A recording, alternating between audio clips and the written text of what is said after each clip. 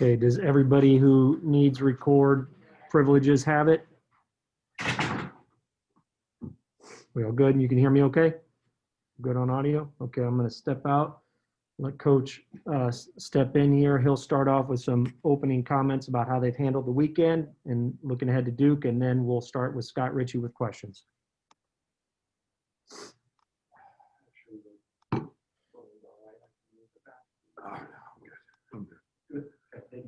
Good morning, everybody.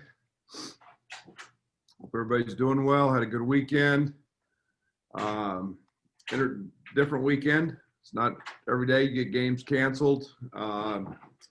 We worked diligently to try and replace that game as best we could. We actually had some early communication with UConn. Thank goodness that game didn't happen, as they've now tested positive. We reached out to Baylor as well to try to communicate with them about just coming in here and playing a game on Sunday. That didn't work because of their finals. So other than that, it became all about testing and are having the ability to find somebody who's under a similar testing protocol. And that gets very, very difficult for us in the short term to flip an opponent. So we practiced. We ended up practicing Friday, Saturday, and yesterday. So it gave us kind of an extra day to work on ourselves. We tried to simulate a little bit of a game on Saturday. Just to keep everybody in the game mode, and obviously with Duke here tomorrow, we spent an extra day preparing for them. So again, we're excited about the opportunity. The ACC Big Ten Challenge, in my opinion, is one of the great interconference matchups. It's fun. It's usually been over the course of a week. It's got some great matchups, as always. We feel like we're a part of that, and excited about the opportunity to go take on a Duke team that's obviously got the winningest coach in the history of the game. What he's done throughout his career is remarkable, and yet it's going to take 10, 12 guys on the court who are going to decide it. So again, we're excited, looking forward to it, and we'll tackle them tomorrow night at 9, 10 o'clock, whatever the tip time is. So, but we're excited. Morning, Brad. I guess as you look at this Duke team, maybe a little typical of what Coach K has had recently with a lot of talented freshmen and just a handful of returning players. But is there anything in particular that stood out about this group through their first, 3 games? Well, this group plays extremely hard. They're playing 94 feet. They're pressing. They're up tempo. This team has tremendous variety and flexibility. He can play very big if they want to, and they can play fairly small with a guy who I think is an outstanding player, Matthew Hurt. They can play him at the 5, and he made 6 threes the other night. So. They can do a lot of things with this team and this talent. They're denying everything. They're playing very, very, very aggressive on the defensive side, that's one thing Coach K always does, gets the guys to play really hard. But this team's out in passing lanes and really kind of playing the way we played, early on in my career. And have you seen? After the Baylor game, any, positive after effects of, Georgie kind of having kind of a throwback game like he did? Yeah, I wouldn't use throwback. I think he's, he had a really good game. Georgie's going to have other big games. I think that, he did what we needed him to do with Kofi in foul trouble, and he stepped in and he filled the role. I'm really excited about that. We see that every day in practice, and he got into a great groove. There weren't going to be any substitutions for him. He stayed in a longer maybe in a longer period of time. And then we also got him a lot of minutes at the 4. So that's something that we've spent a good amount of time on in practice. Here in the last 2 weeks, 3 weeks, is getting him slid back over to the 4 some and playing with Kofi. So we all know that he can score. We know he's very effective in the post, and that was exciting to see. Thank you.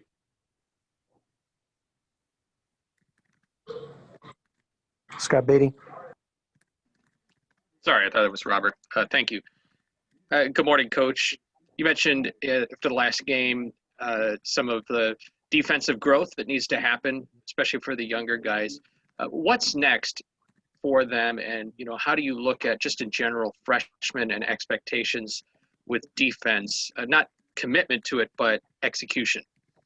Well, most of these guys don't get their star rating because of the performance they make on the defensive end. Let's be honest. It's because they make a basket or two. And one of the things that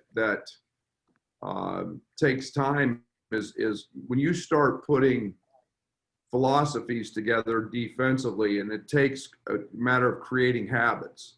And then what happens when you start playing games is now you start scheming certain things, and you want to guard certain actions certain ways. And that becomes a mental focus and a mental concentration that has to happen. One, you've got to be very sound in your principles. But secondly, now you've got to remember, okay, if so-and-so player X is a guy that we're going to go under on ball screens because he can't shoot it, now how do I handle that? And if we're going to switch this matchup.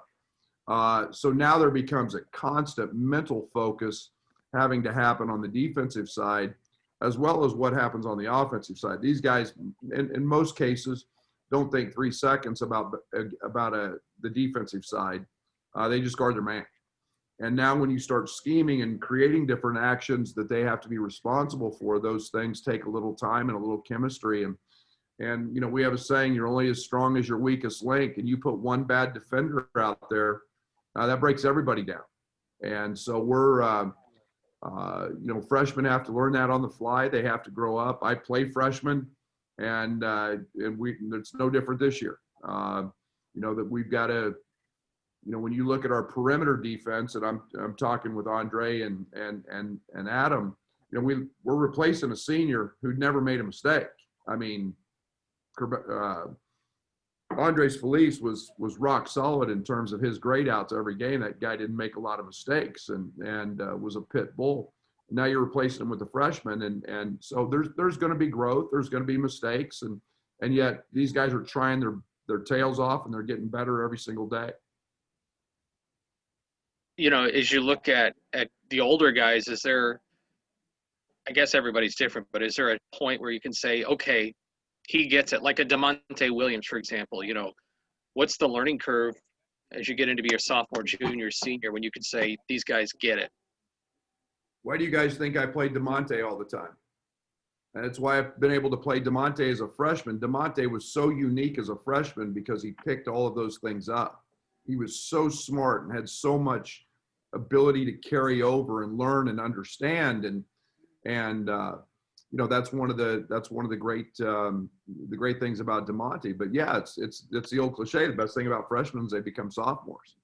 And that's why Kofi made huge strides on the defensive side last year, because he's got a responsibility. He's got to communicate ball screen coverages, and he's kind of a quarterback that's got to make calls. And early in the year last year, there were mistakes. As the season went on, he became comfortable. He became a guy that never missed those. And I said at the end of the year, he wasn't playing like a freshman anymore. So there's a growth and there's a learning curve, and we got freshmen like everybody else in the country they're having to learn these things. Last one, you've said many times before, nameless. All right, sorry. Last one, you've said before, nameless, faceless when it comes to your opponent. Is that a conversation you have to have with Duke? I mean, let's face it, we're going to be excited to play Duke. And there's no challenge getting them ready. If there are, then we need to go join the intramural league when the ARC opens back up. But No, it's a great opportunity against a great opponent, and we appreciate what they've done. I have tremendous appreciation for that, and I think everybody in college basketball tries to get where they're at and where they've been, but for those 40 minutes, it's about those 10 or 12 guys that are going to play on each team, and we got to hook it up and not worry about the name on the front for those 40 minutes. Robert Rosenthal, you're up, and then Jeremy, you're on deck. Yeah, Coach. So without the Tennessee Martin game, you've got number 2 Baylor, followed by Duke, followed by Missouri, all 3 away from home, the last 2 on the road. Have you ever faced a non-conference gauntlet like that in your career? No. And it's I think one of the reasons we put Tennessee Martin in there, once we saw what we didn't know any of our schedule late. It's more we talked about the Missouri game, and then the other part of that is now you start 20 league games December 15th, 3 days after you play Missouri, and so it's there's no doubt about it. It's a tough schedule. We've tried to prepare our team, Robert, with this all year long, that this would be the toughest, most challenging schedule in the history of the University of Illinois basketball. And, we're still looking for another game.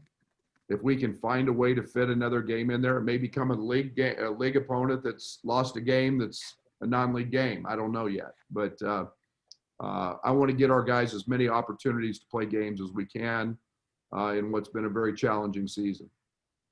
Yeah, thanks. Hey, Brad, just to follow up on that, how close were you guys to getting one of those games, and what are these discussions like as all you teams try to figure this out?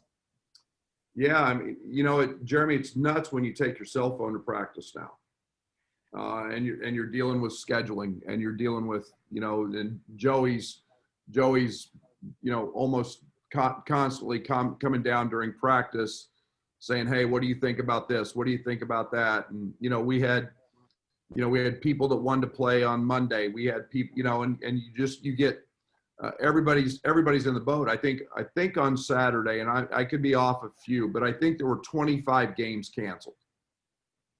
So you've got a mad scramble all the time, and it's not easy for us because of our testing protocols. We can't just go get games, and with the 21 day out, it'd be negligent on my part to not have anybody and just bring somebody in who's going to play a game that could jeopardize 5 or 6 league games, and all of a sudden they test positive. And so there's a lot that goes into it, Jeremy, but we are looking. I want to play as many games as we can, and that's why I've fought all year for league games only, because we have different protocols for them. So just a quick follow-up. I know you recruited DJ Stewart, obviously off to a pretty good start. What does he bring to the court, and what's the challenge of defending him? Yeah, DJ plays really, really hard. I think he's one of their he's a really good defender. He's very good in the passing lanes. He's creating havoc on that end. And then he's a guy that, can make shots. And they're playing him at both the point and the 2, depending on their lineups. But, I'm a big DJ fan. DJ's a really good player, and he's going to continue to become a really good player and grow, and as long as he's there. And he's been rock solid for him. He's averaging 11 a game as a freshman after 3 games, and he'll be a big part of who we've got to guard to try to stop them. Thanks, Brad. Hey, Brad, you talked about in the non-conference, you would rather have that difficult schedule, know where you guys stand early as you go into Big Ten play. I know it's only been 4 games, but where do you think you stand, or do you think you'll get a true evaluation of that on the way back from Columbia Saturday night? No, we grow every game. I mean, did you guys happen to see Ohio's run yesterday of 40-0? I mean, how good is that team? I mean, and you look at the team they did it against, they're good. I mean, Ohio's really good. That's going to be a great win. early in the season, I don't know if I've ever faced a team that's in all my years, and that includes Duke when we were at K-State and Gonzaga and whoever, as good as Baylor is this early in the season, that has that much synergy, that much connectivity. They are tremendous. And obviously going to Duke, going to Missouri, we're going to find out how tough we are. And so we learn something every game. We're going to see a guy in Matthew Hurt that's maybe as close to Garza as we'll see in terms of pick and pop and do those kind of things. So we haven't seen that yet. So yeah, it's great challenges. And again, those 20 league games, playing for that Big Ten championship, that's where we're at. And we play these tests so we can get ready for those. And I'm assuming, just knowing what we know about the guys on the team, they're excited about this difficult non-conference. I mean, can you read in body language, I guess, when they kind of get ready for Baylor and then Duke and Mizzou? I mean, what are you reading out of their responses? Joey, it's one less worry for me than when you play Tennessee Martin. Okay. And what I mean by that is, we're going to be ready to play. We're going to get the best. A lesson learned from Ohio. We were flat. We weren't ready. And emotionally, we had to fight to win that game. We were ready to play Baylor. When Baylor beat us because we made mistakes in a minute and 29 second span that cost us the game. So we got to correct those things.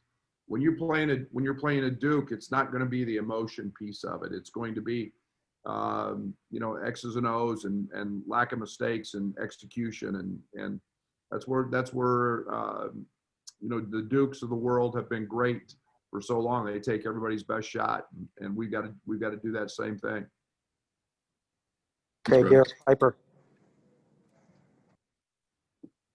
Hey, Coach, we spent a lot of time talking about the experience of Baylor, how they had the advantage of playing a lot of older guys. Obviously, both teams tomorrow night will be playing freshmen, but how much do you need that veteran edge to flip and materialize on your side going up against a talented but very young Duke team? Yeah, you hope that kicks in. You hope that kicks in. That's the challenge. You want Io DeSumo as a junior and Trent Frazier, who had a really subpar game the other night, and to bounce back, and he's been great in practice. And our guys are resilient. Our guys are tough that way, and now's when we need them to know what it's like to win on the road at Wisconsin and at Purdue and put all of that experience together so that you can go win at a place like Cmeron Indoor and go win at a place in like Missouri. So yeah, we're going to lean on that a lot, and we need those guys to be really good. We saw Ben dress for the game against Baylor. How close is he to being back, and what have you seen, or how much have you seen from him in practice recently? Yeah, Derek, he's on minute restrictions right now, coming back. So we get him for bits and pieces. We thought it was important that he be in a uniform, go through warm-ups, get the feel of, that game day emotion again. He's on minute restrictions in practice. He's not going through a complete practice yet. They're slowly, I guess, being very conservative in terms of his play back to full go. But we get him every day a little more in practice. So what that timeline looks like, hopefully it's sooner than later. Thanks. Hey, Brad, you kind of touched on this already, but just saying how, you know that the guys are getting up for these big games. Did you kind of see maybe any kind of change at practice throughout the last week coming off of that Baylor loss, just with the expectations that you guys have, but kind of being dealt a little bit of adversity early in the season and kind of having to bounce back from that? Yeah, there wasn't any adversity in losing to them. I think that's been one of those that we challenge them from the X's and O's standpoint. And the lack of assignment and missed assignments. That's why Baylor beat us. Baylor didn't beat us because they got better talent or they got better players. We just made mistakes. And and I've said it. When Trent and Io and DeMonte make one, and then we've got to grow with those other guys. And whether it's a free throw lane block out that leads to a three, or not getting out of the hole in transition. Those are things we got to clean up. And they did what a good team does, take advantage of it. But I've been really positive from the standpoint. I feel really good about where this team's at, and to hang with that Baylor team, man, and have a chance. Other than that stretch, I won't be afraid to play them again. We see them later in the year. Obviously, you want to win every game, but do you kind of like getting that loss to a great team like Baylor, just kind of knowing that can be a really great learning point for you guys down the stretch? Well, I don't like losing, period. And, I told our team this, losing's not an option, but if you're going to get beat, you need to learn from it. And because the feeling stinks. Why their guy dives on the floor for a loose ball and our guy doesn't.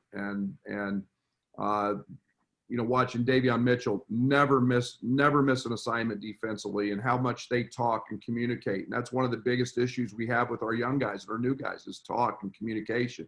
And, if you guys could have been there, you guys would have heard Baylor talking defensively in the upper deck. And those are the things that we've got to continue to grow from. And again, that's the accountability side of things that Baylor has, and we'll learn from. Okay, Mark Pearson, you're up. Brandon, you're on deck, and we are down to 5 minutes. Coach, as far as not having the UT Martin game, how challenging is it to go right from Baylor to Duke and not kind of have that classroom game where you can kind of fix some of your mistakes in an actual game setting? Yeah, we're gonna find out. I mean, that's we were going to see a different style in UT Martin. They press, play a lot of zone. But again, it was just taking the court again. And you guys got to understand, it's not about the conventional way of thinking. We need to play games. This season is about playing games. We're getting 25% of our games canceled on the national level. And this is about playing games. I'm disappointed we don't get to play. Yeah, I mean, this is a year that you got to have some patience. You got to have a little understanding, and you got to understand that we're excited because Duke's testing like we are, and we feel very safe going there. And there's no fans and there's no family, and we know our guys are going to be safe, and we're going to lock them up in a hotel, and hopefully we get the best opportunity we can to get the league play unscathed.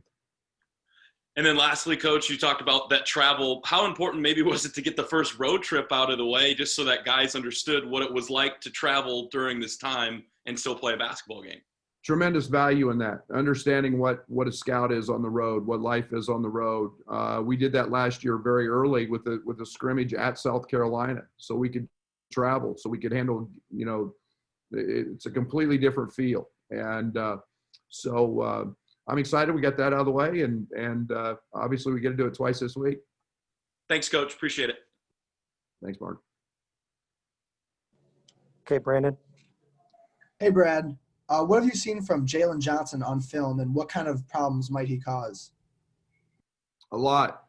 He's good. He's a talented player. He's got a little Ben Simmons in him, and I say that in that he's the one thing that Duke can do, and Jalen Johnson's great at it, is that they can all rebound and push in transition, and this could be a game that gets really up and down.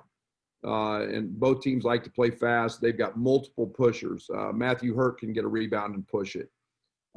So you could see some cross matching because of just simply you got to stop Jalen Johnson in transition with the ball, and it may be a point guard doing it. But he's got tremendous versatility, and on the offensive end, he's a handful because of that. He can dribble, drive it. He's a very, very, very good cutter. This is an excellent cutting team for Duke, and he's the primary guy that does a lot of cutting for them. And then with the potential to have games canceled like we saw this past weekend, do you feel like winning these games now is more important for your seeding come March? We got 20 league games, man. And I think this is one of the things we all thought about. Do we want to win them? Absolutely. We're not. But we got 20 league games in the best league in the country, and that was one of my arguments when I wanted to play league games only. We don't need non-league in the Big Ten. The ACC probably doesn't need non-league either. those two leagues every year about as good as they get. And top to bottom, we're going to have 12, 13, 14 teams probably in the top 60, top 70 of the net. So yeah, I mean, does it help? Absolutely. I mean, would have been great to beat Baylor? Absolutely. But again, you're playing for bigger things and conference championships and postseason and getting your teams ready for those moments. But yeah, it's a great opportunity, great challenge, and we'd love to have an opportunity to win the game on Tuesday night. Okay, we're going to Matt Stevens, and this will be our last question. Brad, quickly, yes or no, I just kind of want to clarify from what you said last week. Would you rather prefer to play one of your 6 Big Ten singles as a replacement for UT Martin? Is that still something you would preference doing, otherwise still taking calls, though? Yes. Okay. Yes. And then just simply because they're under our testing protocol. And then I wanted to follow up on something Holly Rose said during your Baylor broadcast, which is how much she thought both benches were just so active and so talking during the game. Have you found that during these empty building games that an active bench and a talking bench is a winning bench? Is that something you've talked about? Talking teams win, but does talking benches win? Yes. And I think we've emphasized that a great deal. That was a very hard atmosphere the other night in Indianapolis. I mean, there was no piped in anything. I mean, you heard Derek Burson drop his pen at the scores table. I mean, it was that quiet, and it was really weird to be in something that big. We would have had more, probably could have more atmosphere in a practice gym. But the benches both brought it. Their bench was great. I think you're going to see that. I hope the officials have to tell my bench to sit down all year long because that's everybody's got a job to do, and that's going to be that job this season. Okay, thanks everyone. Sorry for those we didn't get to. We'll try and you up early in the queue on the next availability. Thanks. Thanks, guys.